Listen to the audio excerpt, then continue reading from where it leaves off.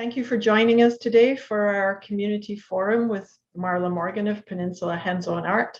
I'm Maureen Riley of the Mustard Seed Project. I'm the operations director here.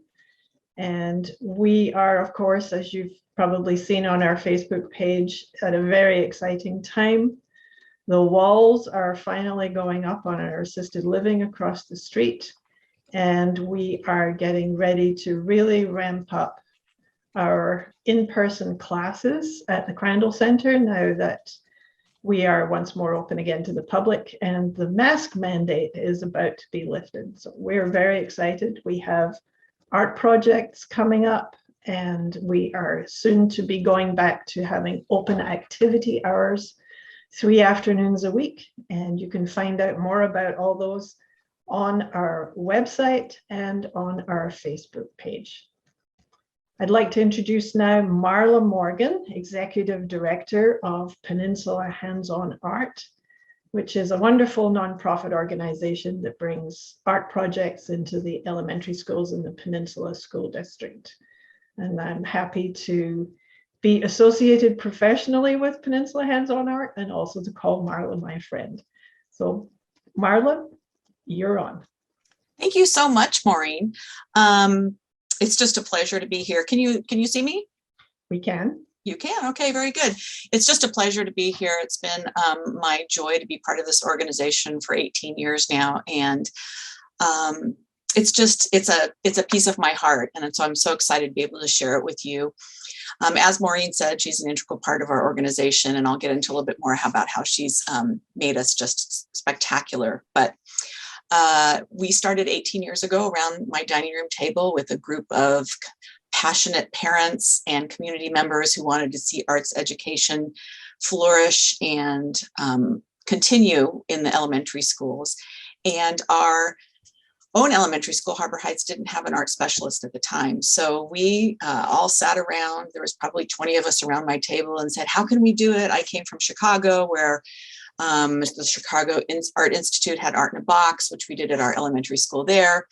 And Virginia Abbott came from Southern California. They had a kind of a hands-on art program down there. Kit Kuhn wanted to incorporate local artists. And we just all sat around and said, how can we make this happen? And so from that meeting, Peninsula Hands-On Art was born. So we started out at Harbor Heights, and I have to say that I was very much interested in my own kids having art. I wasn't a huge a passionate art, patron or anything else. I just wanted my own kids to have a great art experience. But as I became more involved with the school and involved with the program and saw exactly what art could do for students and how important it was for those students who didn't necessarily have a really good art experience from their home or available at school, that just how important it was. And I really became very passionate about being an arts advocate. So from Harbor Heights, we started out that first year with our swimming salmon project as our very first one, and then continued on. The next year, we had the opportunity to be given some money from an event called Salmon Enchanted Harbor. And this was a way for them to say, okay, if you'll take the program district-wide, we can grant you this money. And I'm like, well, district-wide, what does that mean? Okay, sure, we'll start with another school. So we added a second school, and consecutively over the years, we were very resourceful in our expanse. We didn't want to grow too quickly. We wanted to be able to fund it. We didn't want to have to charge the PTAs anything for the program. And we were really, really committed to making sure that it was an in-class program, not presented as an after-school activity for kids who might already be interested in the arts, or their parents had the ability to pick them up after school and take them and had those resources available. We really wanted to reach the kids that were not going to be able to have those experiences. And that meant it needed to be an in-class, part of your in-class curriculum. So we took off with that and added school after school after school. I volunteered for about 12 years in different capacities as president, as education, as supplies. And then after 12 years, when we were adding our 8th elementary school and another 600 kids, I said, hold on, this can't be done as a volunteer gig anymore. We need to figure out another way to resource it. And so we approached the school district. Peninsula School District has done an amazing job of thinking outside of the box and partnering with the nonprofit. And they hired me to be their district coordinator. So I was district coordinator now for another 6 years. And it's just been fabulous. It's been a wonderful experience. The way it works is that typically works, this is before COVID, we take one parent volunteer from every classroom. We have a school coordinator at every school. That one parent comes to a docent training night, they learn the project, they work with the materials, and then they have 7 weeks to go back and coordinate a time with their teacher to present it in class. And the way that the financing works and the way it's financially structured to make it feasible is that each school has 2 different kits to check out. And so there's shared supplies and there's individual supplies. So let's say the kids are doing a watercolor. Well, the individual supplies, the paper, they can share the paints and the paintbrushes. So they have kits that they can check out of school. So if you have a school of 600 kids, you only have to have 2 kits with 30 paintbrushes in each kit. So you can have the whole school do the project with just 60 paintbrushes, which really makes it financially possible. It's also taught by our guest artist. And it's funny because when we started out, we didn't have, it was just us in a room with a whiteboard and the guest artist up top and trying to tell the parents how to do it. And then we just said, go to the classroom and teach this. And so it was really, there was a degree of separation. We then moved to having a PowerPoint presentation with the parent. The parent was still really, really the one learning from the artist at our docent training nights, and then having the PowerPoint as the point of the historical and the kind of the educational piece of it. And it made it much more consistent across the board because the information was right there. The parent or volunteer was able to coordinate from what was on the PowerPoint. That made it a much more consistent program. Then we moved to filming the artist. And then that was a huge breakthrough too, because now it was not being taught by the parents, it was actually being taught by our guest artist. And then we moved, and there was still a PowerPoint guest artist. And then we finally merged them all together. And that's where Maureen comes into the piece, is that we merged them all together into a film format and then seamlessly transitioned into the lesson by the artist. And that's kind of where we are today. So it's been super exciting. The partnership with Maureen has just been spectacular. I come up and the board comes up with projects and I write the narration for the historical piece.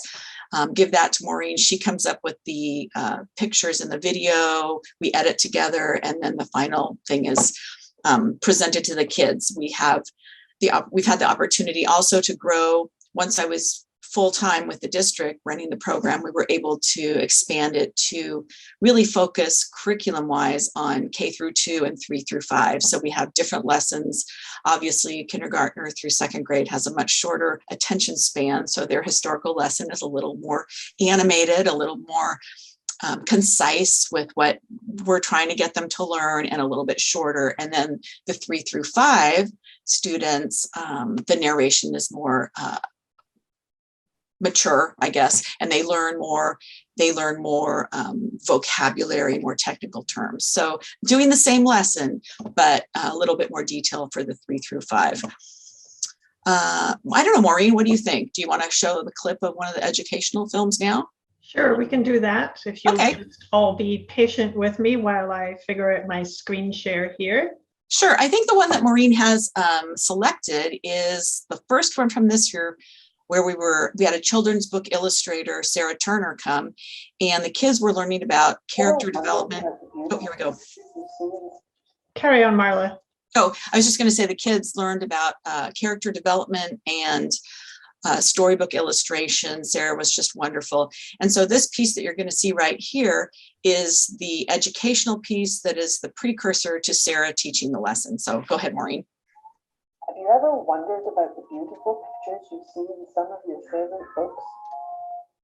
The Very Hungry Caterpillar, Where the Wild Things Are, The Polar Express, or The Magic School Bus? Who created them?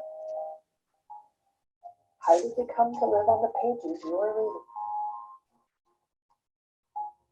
Children's literature typically has 2 main components that work together: the author and the illustrator. The author is the person who writes the copy or words for the story. The illustrator or artist is the person who creates and designs the pictures. Artists can be so detailed in their work that the illustrations often tell the story all on their own. Eve Bunting, the author, wrote a wonderful story about a family going home to Mexico for Christmas. Illustrator David Diaz has a unique artistic style and drew colorful, whimsical pictures of their journey.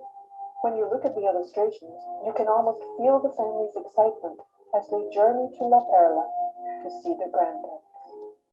Illustrators detail and build their work and use color and shape to tell their story. Sometimes the author and the illustrator are the same person.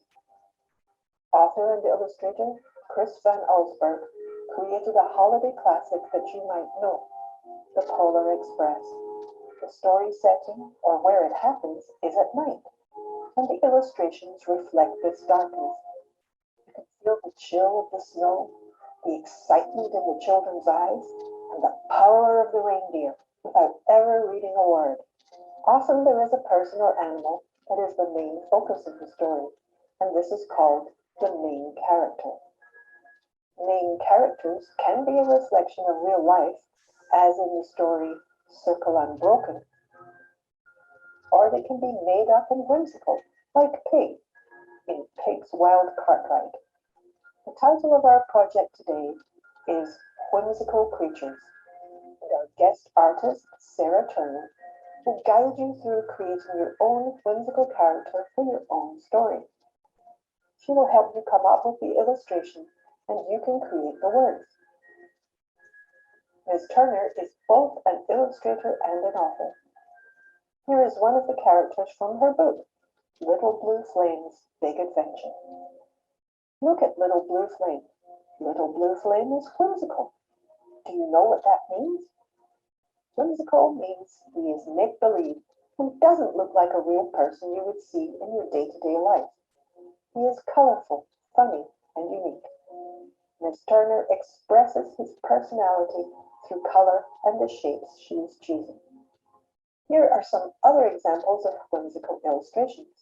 Take a look at the difference between these pieces of art created to look like real life and these whimsical examples of the same thing. Trees, dogs, people.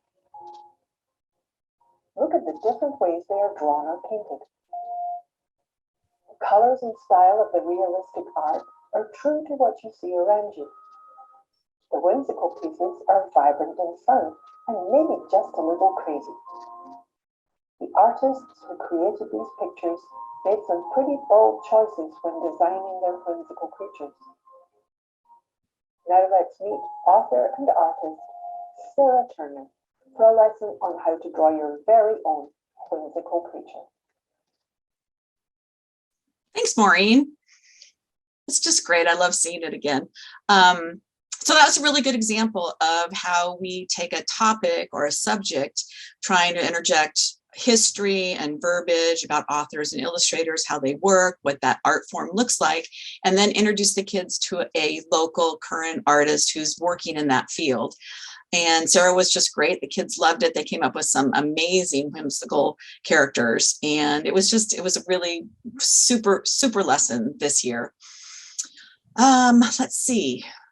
We had a challenge in the years of COVID. Typically, we have docent training sessions, and parents are in the classrooms volunteering, and the kids are in the classroom. So the last couple of years have been quite a challenge for our program, but I must say that the board and the community members have bonded together and made sure that it happened. So in 2021, in the year where the kids were all home remote learning, we actually packaged up 16,000 art kits and had them sent home with the help of community members and schools and just working together to make sure that art education continued. And then this year, we were not allowed to have volunteers in the schools. And so we really worked on trying to modify projects and pick projects that would not be too time intensive or messy for teachers, and they would be able to facilitate those in the classroom themselves without other helping hands. For instance, this year was a project called the Watts Towers, and it was based on the work of Simon Rodia, who was a vernacular architect and a very whimsical creator in Southern California in Watts. And he created the Watts Towers. And the kids, it was cement and huge spirals up in the air. And the kids actually made their own Watts Towers out of clay and wire.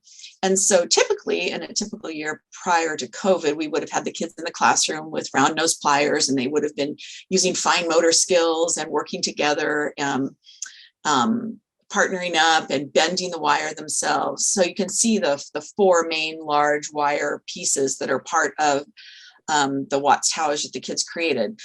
Well, this year, because we couldn't, put 29 pairs of bullnose pliers into the classroom with teachers without any extra hands, we had the challenge and the privilege of pre-assembling those wires and twisting them beforehand. So the kids still got the art lesson. They still got the wonderful message from Maureen in our film and the history of the Watts Towers, and got to create their Watts Towers. We just took that one piece out to make it a little bit more functional for the teachers. And that's how we were able to modify the program for this year. So it's been quite the experience over the years. Our program is based on a 6-year cycle. So if you look at a child's experience in elementary school from kindergarten through 5th grade, they will never repeat a project. And we try and make sure that they're going to have many different mediums and opportunities within that 6 year that they will be able to draw upon. So we try and have 2 3D projects every year, and then making sure that throughout that 6-year experience, they have a color wheel lesson. They work with clay, they work with copper to make copper jewelry.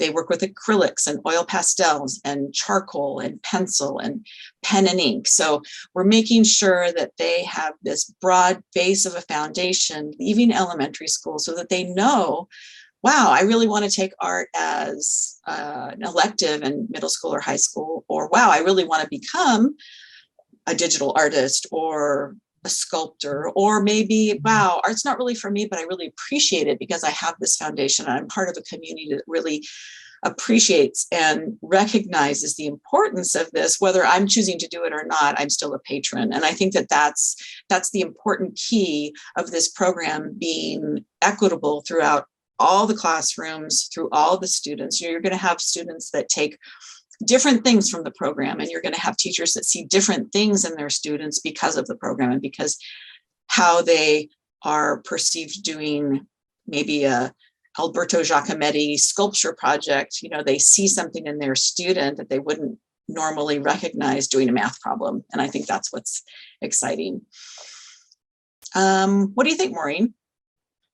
Would you like to talk about a couple of our recent projects and just use those as an illustration of maybe what the children learn?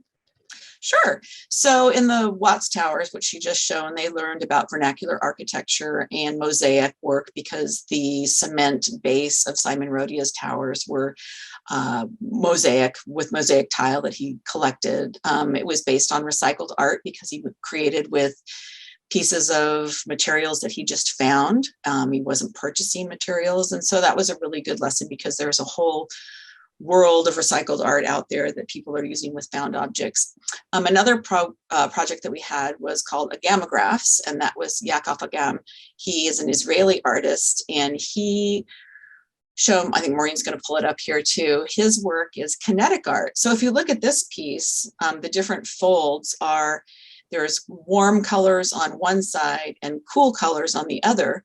So this piece really shows movement and connection when you hang it on the wall and then you walk back and forth in front of it. So if you're walking down the hall one way, you're going to see all warm colors. And right as you get in the middle, it starts to change.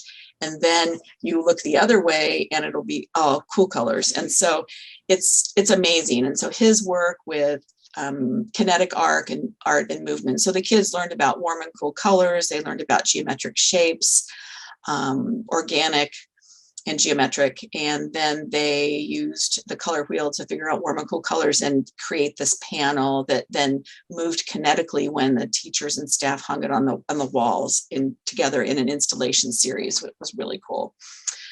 One of the other ones that we just did this last February was, it was called Underground Quilts, and the kids, local artist Gail Beard was the guest artist for that. And she has done a painting series on underground quilts where she painted replicas of underground quilts. And so here's the kids' version of them creating safe houses and putting them in a quilt style. Quilting has always been one of those art forms that has been very challenging to try and convey to kids and have them do it, because obviously you can't put needles in classrooms, you can't bring sewing machines in, but we've had a couple projects where we have replicated sewing or quilting by adding the stitch marks with pencil and talking about the history of it, talking about the ways that people sew and quilt, and then doing it with paper. And so even though it's not a specific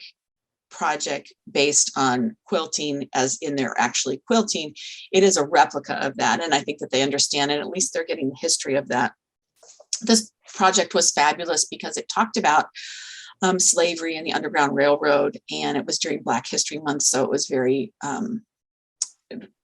very poignant and very, very well done. The kids are just actually doing it right now in school. So I can't wait to see some of those happen too. It's been exciting. The other one that we did molas that represented quilting or kind of sewing, and that was fun. So yeah, but those were great ones. Those were great ones. I think that, as we've grown, there's over 4,000 kids in the program now. So we're just so fortunate to have funding from multiple foundations and group. Dr. Pisecki has been a premier sponsor for 8 years now, and just loves the program. I think that the people that support our program are very, very committed to art education. The City of Gig Harbor contributes, Pierce County Arts Commission, Washington State Arts Commission, MJ Foundation, Scott Silver. I mean, all of these people really, really believe in the arts and what it can do for children. So we're so very fortunate to have those.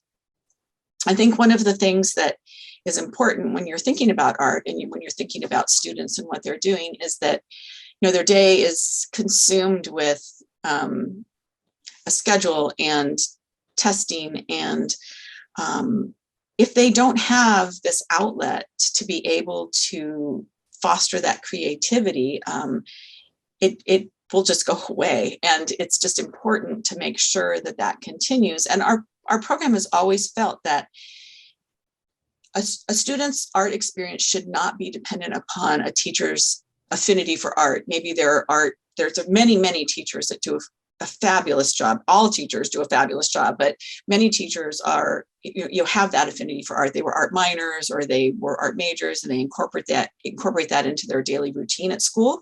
But many teachers aren't, and many teachers can supplement supplies, and they can purchase supplies for their classroom and that aren't provided, but many teachers can't. And so that becomes very inequitable when it comes to art education for students. And we really, really believe that should be a foundational, it's not a gift, it's a requirement for students to be able to have that in school. And so that's what our program is providing. We don't have, we do 4 projects a year. We're not a comprehensive, once a week program, but we do provide that foundation that then other art specialists and teachers and schools can build upon. So we're hoping to expand that as well.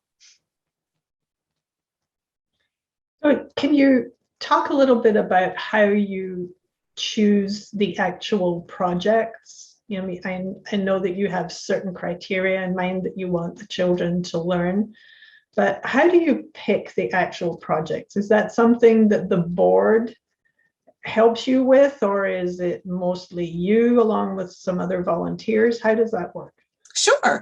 Well, it definitely is a board decision. And because we've been around for so long, and we have some projects that are, for instance, the Salmon Project, which was our first project. We're starting the 4th time we're doing it. And some of the projects are just, stellar rock star. They're They're going to be done every 6 years because they are just part of our base program. And then we have other projects that are cycled in as we decide, oh, maybe this one might be better. This one might be a little bit more challenging. This one took too much time in the classroom. So we're constantly evaluating those. And we have different board members that go out and hunt for projects. So for instance, one of our education directors, Carrie Danstrom, she went out and found a birch tree project based on Gustav Klimt. And so we had that project in mind. And so we went out and found a watercolor artist to then present that project in class. In the case of our MOLAS project, we had an artist, Hannah J., who had this idea herself and brought it to us. And then I work with the artist to really break it down into steps and how those steps are going to work. And then obviously working with you too when we're filming on, okay, what is the process of this? How can we take this artistic talent from an artist and translate it into a lesson for kids and for the adults that are facilitating it? And it's wonderful and it's exciting, and it's fun to come up with those new ones. We do have a lot of standards that are just very, very tight and part of our core curriculum, but always looking for new ones. Like the quilt project, this Underground Railroad quilt one that is just being launched right now was a new project this year. And actually the next project is a new one as well. It's called Monochromatic Magic, and it is based on creating a picture with just one color. So that's great. I have to say that doing the introductory videos has been a complete education for me. And I think it's probably going to be true for the parents and maybe even some of the teachers. I've learned things about different styles of art that I had no idea. And even things I should have known, like Alexander Calder's a famous Scottish artist. I didn't know anything about him. And his father was a famous artist, and his grandfather was a famous artist. And so it's been a real journey for me, not just so I'm participating as a student as well as the videographer. So I have really enjoyed that. I am too. I mean, I'm a great administrator, but I was not an art officiant. I was not versed on all of these artists and their backgrounds and the way that brushstrokes work. I mean, I really didn't. I learn a lot every single time, and it's very true. You know, you come up with things that are like, wow, I didn't know that. It was funny. I went to the Chicago Art Museum with my daughter on a trip to Chicago, and we went through the thing, and I would walk around the corner, and there was a mobile, and it was Calder, and I was like, oh, I know him. And then the tall man walking was Giacometti, and I was like, oh, we did that.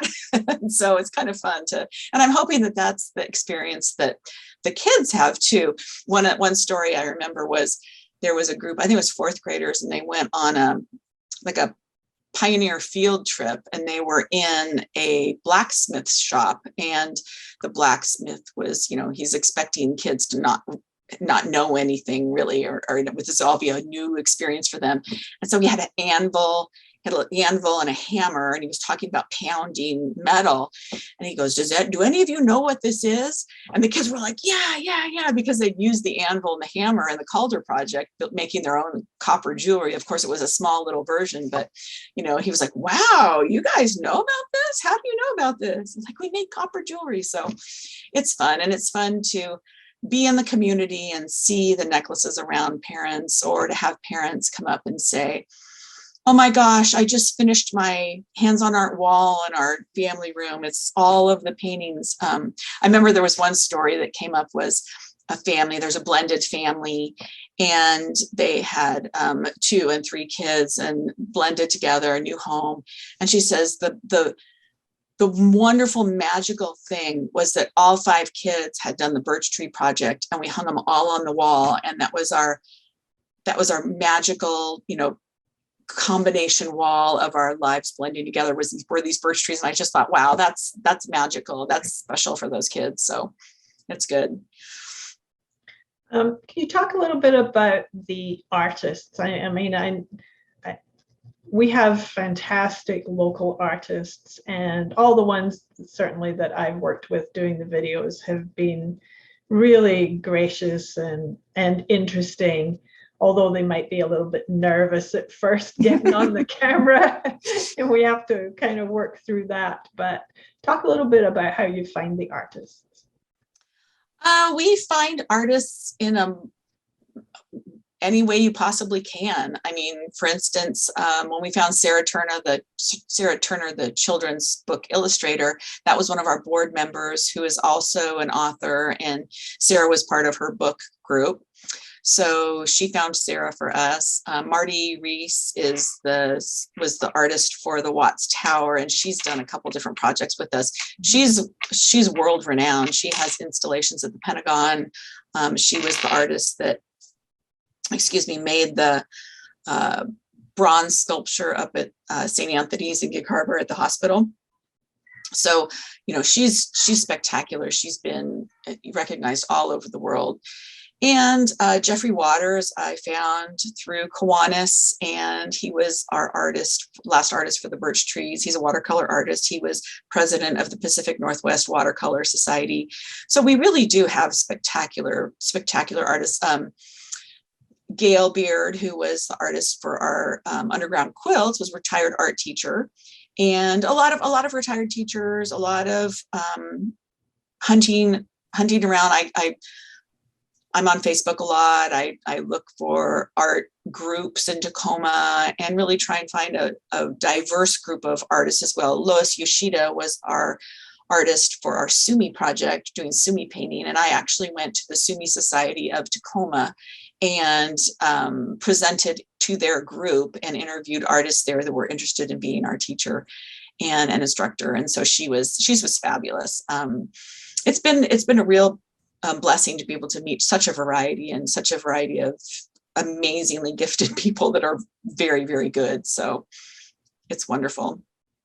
Aren't quite a few of the artists parents themselves? Yes, we do. We do. Actually, the next, it goes full circle. The next artist for our monochromatic magic is Jessica Rogg, and she started out as a docent in a classroom, and her kids were part of the program. She's been a guest artist. She's been a lead of a school. She's now incoming president of Peninsula Hands-On Art. So, and she's a graphic designer in town too, has her own custom Prince Northwest business. So yes, they come. We're very fortunate that people who have come to be docents then become leads of schools, and then their kids age out of school and they want to remain part of the program. So they join the board. Kristen Norquist has been on our board for 16 years, I think. So it's been a wonderful group of people to work with, and parents have become artists, and they come up with great ideas, and it's very, I kind of have to hold myself back sometimes because I become very analytical about it. One parent had an idea of doing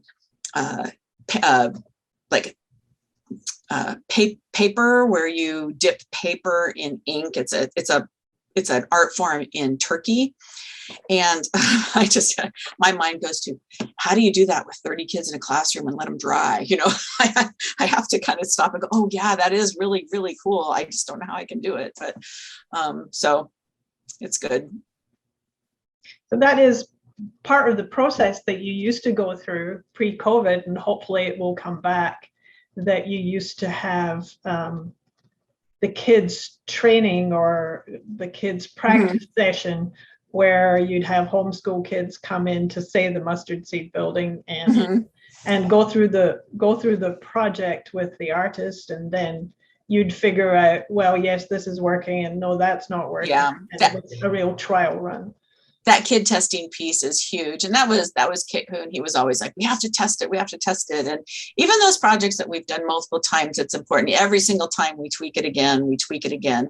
And part of the process when we're in classrooms and there's more of a standard, system of regular school, we launch a project. And in those first 2 weeks of being in schools, I would go out and visit at least 6 classrooms of different ages and actually watch watch it in progress and then see, oh, this is working really well. Oh, this could be done differently. And then those ideas and those tweaks are sent out to the leads of the schools, and they send it out to parents to make sure that, you know, they're having an ease in the classroom. It's as efficient as it can be, and they have the most resources possible. So that works good. Yeah, great.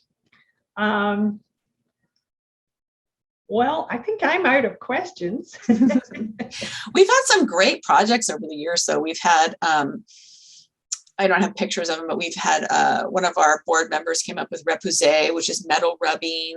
And we've had that Alberto Giacometti wire bending into sculpture with Marty Reese, and the birch trees with Jeffrey Waters and based on Klimt, and just an amazing, we did a couple perspective ones. We had one quilt one that wasn't quite as successful, so we've not done that one again, you know. So we really weed through and do those projects, and repeat the ones that are really, really spectacular. So it's good.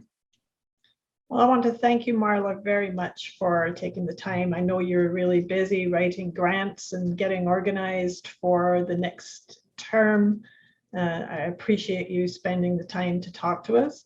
And this presentation will be on our Facebook page, and we will also put the recording up on our YouTube channel. So it will be there for posterity. And of course, we will be more than happy to share the link with you so that you can send it out.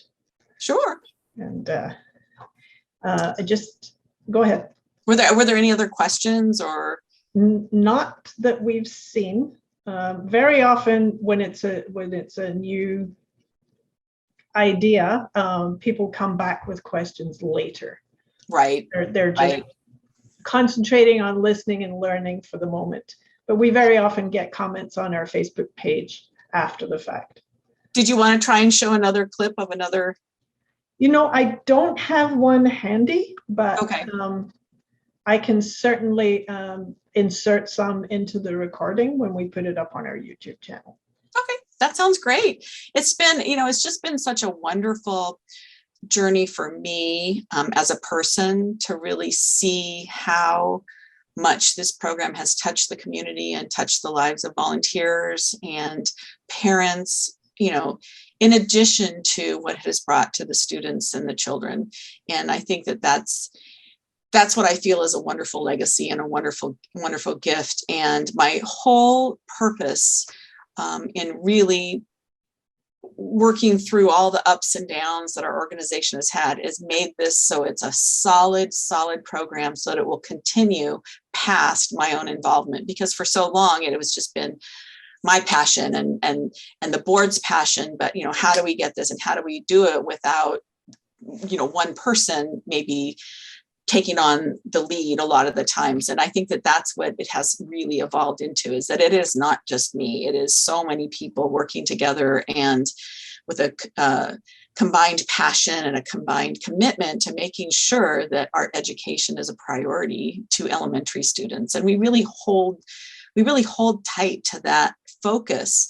I know a lot of the schools have come and, you know, when we were building, now we're in every elementary school in the Peninsula, but when we were just building schools, a school would come and say, well, we love you. Oh, we love you. Can you do it as an after school program? And the board really was committed to like, no, we don't want those kids. We don't want to be something that's just an option. We want to educate every student and let them know what's out there, and then they can make a choice. If they are engaged with art because we're there, then they can choose to have an after school art program because they're really interested in it. But the thing is how do you know to even choose that unless you're exposed to it? So I think that has been, and that was a lesson to be learned. I never really thought about that or really had an opinion about it. I just really thought, oh, well, no, that is important. That is important that we are committed to that. And we stuck out for a long time with schools that wanted to do it as an after school program, and we said no. So I'm proud of that. I'm proud of the people that have worked amazingly hard to make it the program that it is today. And it's been many people that, you know, have left 10 years ago, but I still remember all of the work that they put into it and all of the love and all of the time away from their families. And so it's been really spectacular. And are you expanding into other school districts? We had started to right before COVID, and COVID kind of chopped us off at the knees. So we're still thinking about that. We're gonna figure that out somehow, because the lessons are there. The education is there. It's all done. There's no reason that other kids shouldn't be using it and doing it. And there's a model there for other districts to be able to very cost effectively get art education to every elementary student. So it's there. Are you hoping to start up the kid testing again at some point, maybe soon? Yeah, we will. It'll probably happen next year. We're still in the middle of working all of those details out about people who feel confident being in groups and don't, and all of that sort of thing. So our program doesn't shift gears too quickly. And so for this year, we're just going on the assumption that there's no volunteers. Now that things are opening up more, teachers can send out information saying, hey, if you're interested in coming and volunteering, if their school's allowing it, then they can, but we're not setting up for docent training or kid testing or anything for this last one. So we'll see how we do. When you say this year, you mean this school year? This school year. Yeah. Fall hopefully is another whole ball game. So well, yes, I think we're all hoping for that in many, many, many ways. So you've done just an amazing job too. Just a shout out again, just because I know we do it together, but it really has been just me. I remember me saying, can we do this? And you going, yeah, we can. And then just going from there, and just that back and forth has been wonderful, and really, really changed so much of our program for the better, and just, really been able to reach more kids because of it. So thank you. Well, thank you. And it's been my great pleasure. I've had a lot of fun. A little bit of my hair has been pulled out, but probably not as much as yours. But yeah, it's been fun, and it's been an education, and I'm very happy to be a part of it. Thanks. Well, if anybody's out there, our website is peninsulahandsonart.org, and you can donate there if you're interested in our program and think we're doing good things.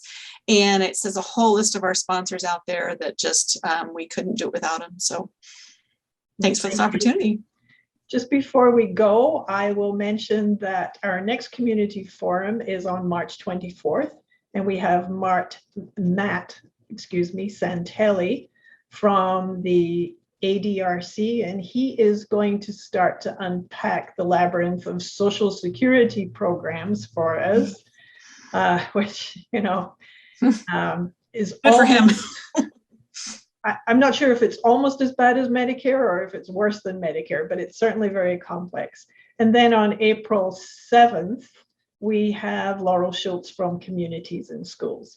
So you want to definitely tune in for both of those. And if there are no other questions, which I don't see any, then we will thank you, Marla, one more time, and let you go. Thank you. All right. Thank you so much. Bye. Bye-bye.